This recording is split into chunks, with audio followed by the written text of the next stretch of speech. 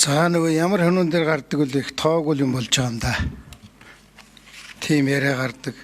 Тэгэхээр би энэ хүний эрхийн комиссийн дүгнэлтийг би нэлээд сайн сонссон. Нарантай өөрийн чи яриад байгаа юмыг сонссон. Би бичиж тэмдэглэж авсан. Хүний одоо халдшгүй чөлөө тавих эрхийг зөрчсөн. Порхо юу шалтгаан үндслэгээ бол танилцуулаагүй, танилцуулсан ч тэр нь байнга өөрчлөгдөж солигдсон факт ярьж штэ.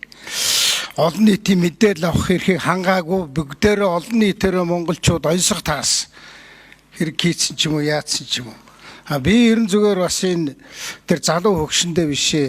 Хэдүүлээ нэг жоохон хүний эрхийн мэдрэмжтэй л ажилламаар байна. Би алтан гэрлийг тэгж ажиллах байх. Одоо өмгөөлөг шийжсэн хүн намайг болоод намайг тойрсон хэрэг дээр бас өмгөөлөл хийгээ явж исэн хүн болохоор тэгж горьдсон. Сайн нэг жоохон буруу л боллоо. Одоо хамгийн наад зах нь манай байнгын хорооныхын ч гэсэн анхаармаар юм байна. Би энэ эрүүгийн байцаа шийдэх хуульд 2024 оны 1 сард өөрчлөлт оруулахтны процессын хуулийн дээр бүр яг энэ хойшлуулшгүй гэдэг үгсгэр нь хөөцөлдөж суусан мөнгө хөргөлөг шахалсан байхгүй. Тэгээ амьдрал дээр их өөр хэрэгждэг юм байна. За одоо жишээлх юм бол хэний мэдээллээр одоо хойшлуулшгүй гэж үзэж байгаа. Цахим хуудаснаас явуулсан мэдээллийг аль нь одоо яг хойшлуулшгүй мэдээлэл ирүүл хойшлуулшгүй нөхцөл байдал үүсчээ гэдэг хэн тогтоож байгаа. За ингэ яри. За дараагаар нь хойшлуулшгүй гэдгийг яг хэн тогтоох юм? Одоо мэдээж хутгаараа дайрч байгаа бол одоо хойшлуулшгүй гэдэг нэг нь итгээд дүгнэлт гаргах гэсэн. Ийм юмнууд тодруулмаар юм байна. Энэ миний харамсаад байгаа юм бол нь шүү дээ. Хүнийг ингээ залхаан цээрлүүлдэг нэг аргыг энд хэрэгэлцэл байгаа. Энэ тэнд явж ирсэн залуучуудыг энэ тэндээс бөөгнүүлж авчираад 22 цагаас өглөөний 7 хүртэл байлгана гэдэг бол зүгээр л ирүүдж байгаа байхгүй юу? Хуцаараа та нар аятайхан байгаарай гэсэн үг шүү дээ. Одоо ийм баймааргүй л байх юм да. За энэ баримтчлагын үндэслэл чинь тэгээд одоо ямар их солигддөг юм бэ? Тэр өмгөөлөгчийн дээр утсан дээр байгаагаар бол үндэсний аюулгүй байдал санал хийсэн. Дараагаар нь худал мэдээлэл тараасан. Тун удалгүй цахим мөрөөдө тоглосон. Тэгээ одоо тэр 8 залууг өглөөний 7 хүртэл байлгасан. Одоо тэгээд нэг ганц асуулт байгаа шүү. Одоо 3 хүн хорьдсон гэдэг тэр 8-аас 3 хорьчод байгаа юм уу? Хэдэн хорьчод байгаа? Тэрнийг хилээд хийж. Ер нь бас энэ дамтны биш үү? Тавьтчны ганц юм дээр санал нийлж байна. Энэ буруутай этгээдийг олж хариуцлага тооцоо. Одоо ингэж бид нар одоо худлаа хоёрын хооронд юм хийгээ яах юм? Хэн буруутайг би мэдэхгүй байна. Та болохоор дарга нар нь буруутай байж магадгүй, цагдаа нь буруугүй. Би бол мэдэхгүй. Ер нь бол энэ дээр шаардлагатай бол бас одоо өөр янз бүрийн комисс гаргаад ажиллаад хийх хэрэгтэй. Би хүний эрхийн комиссийн дэг талархаж нарантай та нарыг би томилогдож явах чинь жоохон баалж ирсэн. Та нар амьдрал мэдхгүй, зориг зөрөх байхгүй, холчхор муусаа юмнууд гэдэг. Энэ дээр бол та нарыг хайтайхан дүгнэлт гаргасан байна. Тэгвэл Алтан гэрэл сайдын дүгнэлтийг буруу гэж байгаа бол та нар маргах хэрэгтэй. Бас ийм кейс гармаар байна. Хэний нүний яриад, хэнийхэн дүгнэлт тудлаа яваад байгаа. Ерөн зүгээр би боловсон байдлаар Алтан гэрэл сайдад хэлэхэд буруутай хүмүүс болоод хариуцлага тооцчих. Ер нь энэ залуучуудаас юм уу хинээс ч юм буруу одоо энэ хилмигдэж байгаа байхгүй юм чи хилмигдэж байгаа хүмүүсээс уучлал гуйчих. Одоо өнөглөө би тэрний нэг бичлэг харсан өнөөдөр би мэдэхгүй. Ерөн зүгээр энэ Кипр аюулгүй байдал цахим мөрөөдөд тоглоом гэдэг чи өөрөө бүр дампуурсан юм явж байгаа биш үсттэй. Та тэн дээр бас анхаарал тавиарай. Жахан шударга ажиллаад өгөөрэй. Хүний эрхийн мэдрэмжтэй ажиллаад өгөөрэй. Монголын хэн нэгэн залуу, хэн нэгэн хөгшин хүн, хэн нэгэн хүн хилмигдмээргүй л байна. Цагдаагийн Бацар Гөрөндад микрофон өгье. За гишүүний асуултанд хариулъя. Хойшлуулсан тохиолдлыг ямар эргэцэн үндслээр авч үзэж байна вэ? Хойшлуулсан тохиолдол гэж яг юуг авч үзээд байна вэ гэж.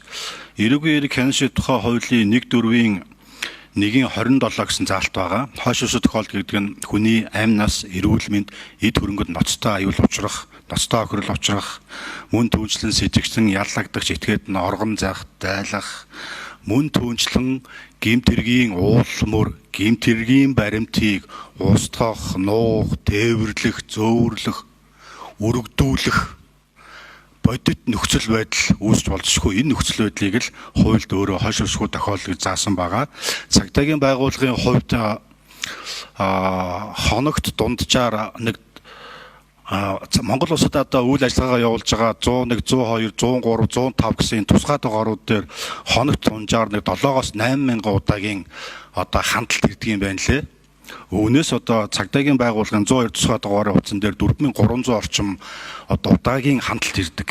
Үүнээс одоо бодит одоо яг цагдаагийн байгууллагын алба хаагч очих шаардлагатай гэмт хэрэг зөрчлийн шинжтэй байж болзошгүй 2000 орчим дуудлага мэдээлэл дээр алба хаагч нар өдөр шөнийн 24 цагийн хугацаанд бол үүрэг гүйцэтгэж очиж үүрэг гүйцэтгэж байгаа. Энэхүү нөхцөл байдал дээр бол зайлшгүй өмнө одоо гэмт хэрэгт холбогдсон шалгагдаж байсан, шижиглэгдэж байсан нэр бүхий одоо тухайн хэргийн нөхцөл байдал үүр амт 2-2 хэр хүртлийн дугаар бүхий хэрэгтэй холбоотой байж болзошгүй хүмүүстэй холбоотой дахиад шинээр гэмт хэргийн шинжтэй ийм тохиолдол дуудлага мэдээлэл ирсэн тохиолдолд хууль зааснаар нотлох баримтыг үргэх, устгах, зөөвөрлөхөөс сэргийлэх зорилгоор л энэ ажиллагаа хийгдсэн гэж ойлгогдно.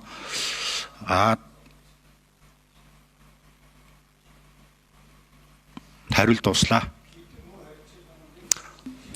Надад ирсэн мэдээллээр 3 хүнийг шүүгчийн захирамжаар цагдаа орох тасан сэргийлэх арга хэмжээ хийгдсэн гэсэн мэдээлэл ирсэн байгаа. 3. Чи одоо Батцорго элтэр чи бас манай байнгын ороонд ирж мэдээлэл өгсөн байхгүй. Чи одоо ингээ хүн юм асуугаад яг энэ хэрэг дээр яагаад хойшлуулсан нөхцөл байдал гэж юу үссэн юм гэхээр манад одоо 40 хэрэг ирдэг гэдэг. Чи надад тэр хуулийн заалд уншиж өгдөг хүн биш. Би тэр хуулийг чинь өөрөө бичлэлсэн хүн учраас би мэдээд асуугаад байгаа чамаас. Та нар энэ юу гэж ойлгоод яг энэ тохиолдолд яаж хэрэгжилчихэд байгаа юм бэ гэж өөрөөс чи асуусан шүү дээ.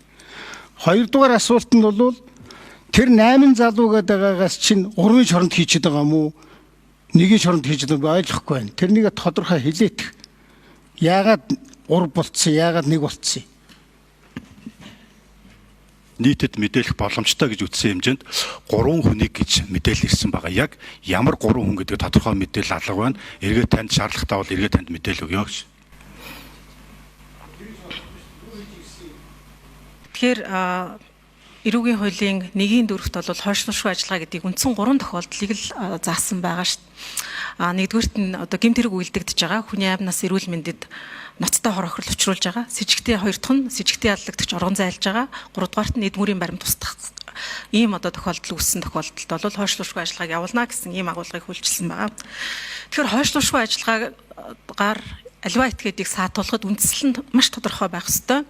Хүний эрхийн үндэсний комиссд авсан одоо авагдсан баримт бол ямар зүйлийг илтгэж гэнэ вэ гэхээр саатуулахдаа ямар үндслээр саатуулж байгаагаа тухайн хүмүүс мэдээгүй байсан нь өөрөө халдшгүй чөлөөтэй байх эрхийг зөрчсөн гэж одоо дүгнэх үндслэл болж байгаа юм шүү. Ер нь хойшлуулшгүй ажиллагаа явуулах ёстой. Цагдаагийн байгууллага үйл ажиллагаагаа зохистой явуулах ёстой. Монгол улс гэмт хэрэгтээ тэмцэж чаддаг ийм тогтолцоотой байх ёстой гэдэг